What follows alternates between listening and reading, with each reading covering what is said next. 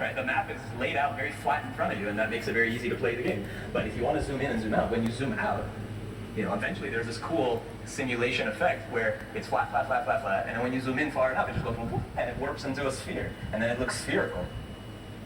So if we're in a simulation, there's no reason why the world cannot appear for me flat, and when I zoom out, if I go to space, it actually becomes spherical. It's because anyways, it's all an optical illusion. Anyways, it's all virtual. So why can't it be both?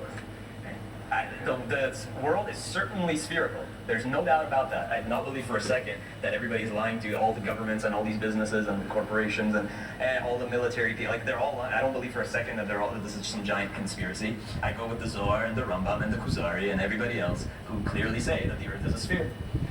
But then there are other sources that describe the world as being flat-like.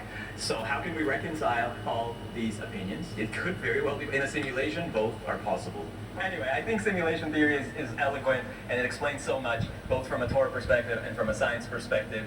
And just to summarize, it can tell us why the universe is so precisely mathematical and numerical and formulaic, and why the Torah is so perfectly mathematical and numerical. And God is described as being mathematically precise, acting midah keneged midah, perfectly measure for measure.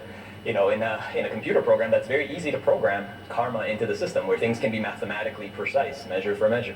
So I think it can explain all of that. It can explain why matter is empty. It can explain the observer effect and why things only pop into existence when we seem to look at them. It can explain why time is relative, why space is so funky, and why we can warp and manipulate both. It can explain why the universe is so unfathomably large, inexplicably large. It can explain reincarnation and extra senses and all these strange glitches in nature and deja vus. We get deja vus sometimes. It can explain that. It can explain why we need to sleep. It can explain prophecy. It can explain extra senses. It can, all these things. Maybe even the shape of the Earth, which is, I think it's round, but maybe it can even explain to a flat earther how it could be both. And it can explain things from the Torah, like miracles, like souls. What is a soul? Right? It's just programming. The body isn't real. Like our sages always said, this world isn't real. It's an illusory world. And it implies all these things that the Torah has always said, that everything you do is recorded, there's a record of everything, and that there is a creator ultimately, that there is a creator running this simulation.